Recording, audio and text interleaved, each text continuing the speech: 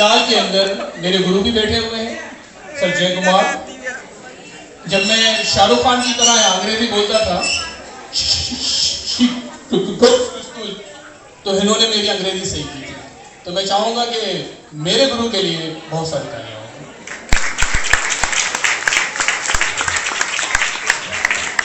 क्योंकि एक शिक्षक के लिए बहुत बड़ी बात होती है जब उसके गुरु उसके सामने होते हैं तो वो और चौड़ा हो जाता है। दूसरे मेरे गुरु हैं, जब कच्ची माहेश्वरी पंचायत के अंदर एजुकेशन का एक सेटअप लगाना था तो आज से तकरीबन 12-13 साल पहले, 14 साल पहले उन्होंने मुझे कहा कि यार तुमने बाहर की दुनिया में बहुत काम किया है तो जरा कौमी खिदमत की जाए।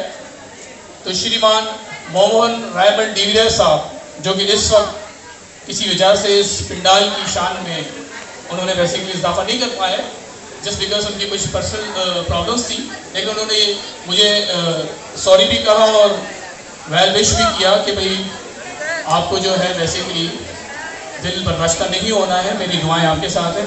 तो उनकी वजह से मैं जो है इस कच्ची माहेश्वरी पंचायत में आया और इस कौम के अंदर मैंने जो मुझसे बन चुका, थोड़ा जिसे कहते हैं दामे दरने सपने, मैं जो कुछ कर सका मैंने किया।